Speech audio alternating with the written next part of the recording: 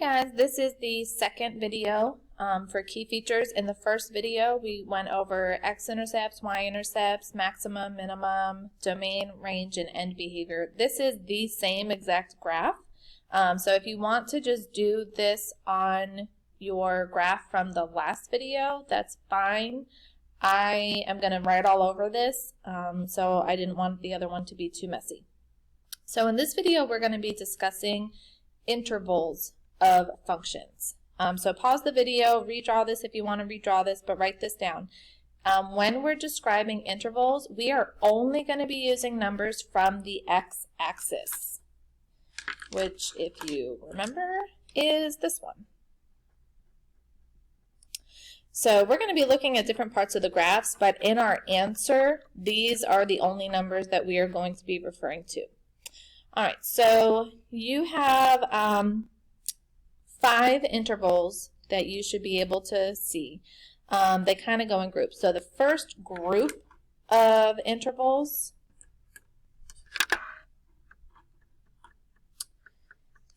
is whether the graph is increasing,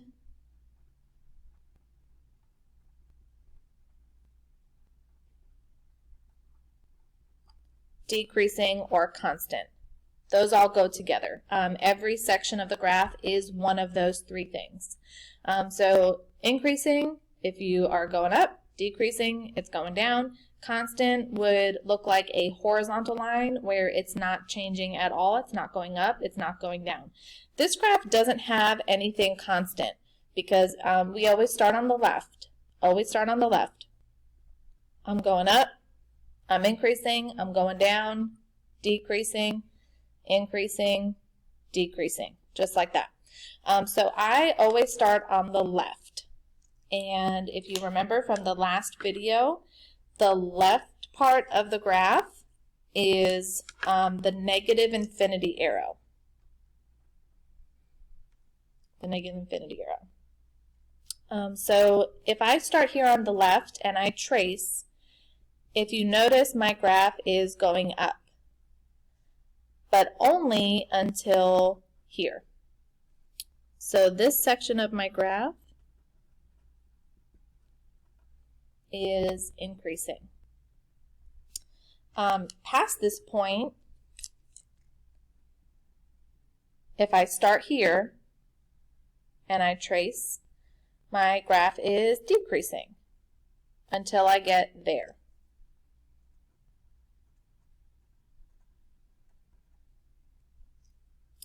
And then my graph is going back up. So here's where it was the lowest point, and it's coming back up. So this section is also increasing. And I'm not done with the graph. I still have one more little section here. And so if I start here and go down, this section is decreasing. So I should have 2 answers for increasing and 2 answers for decreasing just based on this particular graph. You might have some graphs that are only increasing, or there's 5 pieces that are decreasing. There's like no set rule for it. So here's how you get your answer from being able to figure out increasing, decreasing like this to writing your answer for me. So I always start on the left with negative infinity. So since my first piece is increasing, I'm going to start writing my answer here.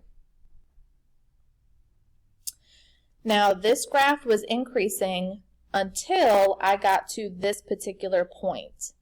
That spot on the x-axis is when x was -2. So this first piece goes from negative infinity to -2. Negative infinity to -2.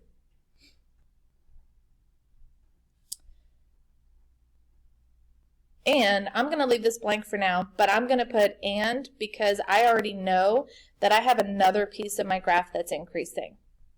So now I'm going to put my answer for the decreasing piece.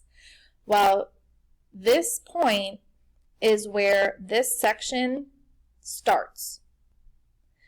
So when I go to write my decreasing interval, I'm going to write the -2 first, because this is the starting point furthest to the left. We always go from left to right.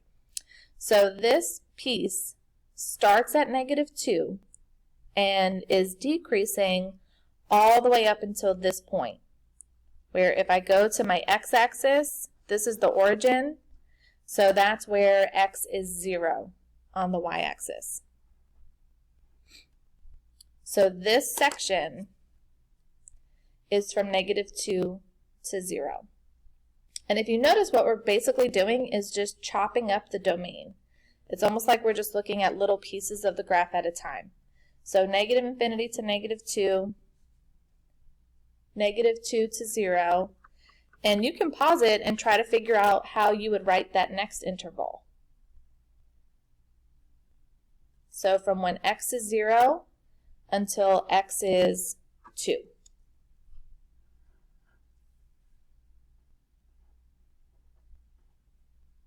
And that was my second increasing piece, from when x is 0 all the way up until x is 2.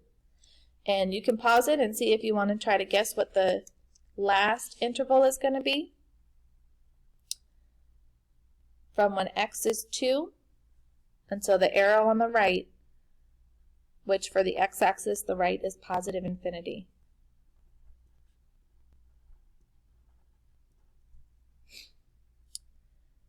All right, so this will take us a little bit getting used to. The better you get with this, it's kind of going to help you probably understand domain a little better.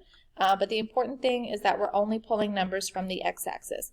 This particular graph had no interval that was constant, because constant is going to look like a horizontal line on the graph. All right, so the other category of intervals is positive and negative.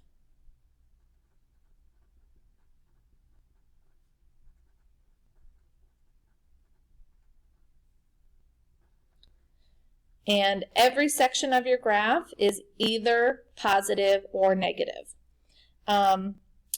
It's easy to figure out what these are, but it's hard to separate them. So anything above the x-axis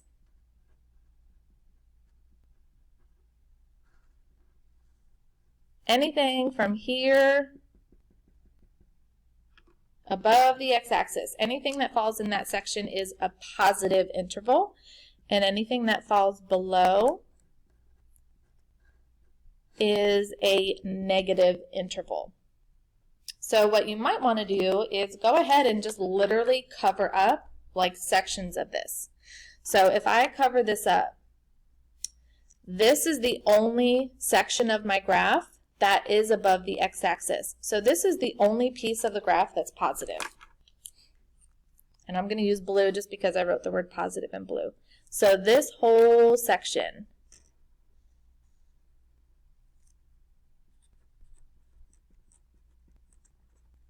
is positive.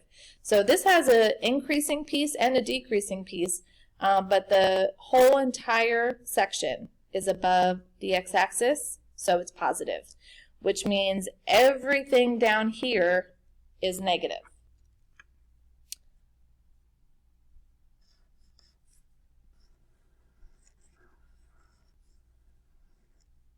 So all of that is negative. So I have to split these up. Again, I always start on the left, so I can put -infinity to something else first. So from -infinity, here's the cutoff. Here's where it goes from being below the x-axis to being above the x-axis. So from -infinity to 3 is negative, because it's below the x-axis. The next section is positive. You see, this goes from -3 to -1. That's the x's where it starts, and this is the x where that section ends. All right, now the good news is we can kind of lump this whole thing in. So from -1, it never goes back above the x-axis. So from -1 all the way until +infinity, this whole entire section is negative.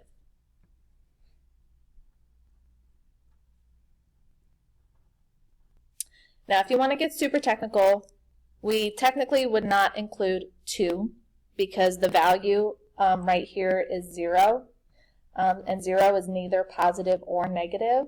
But this is already kind of a lot, so I don't want to make this any more complicated than it really needs to be.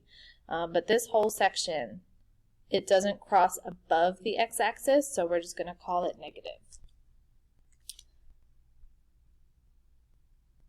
All right, and again, if you're doing your notes like mine, you could write down any questions that you have, rewatch this video as many times as you need to. We're going to do a lot of examples together the next time that we're together as a class, okay?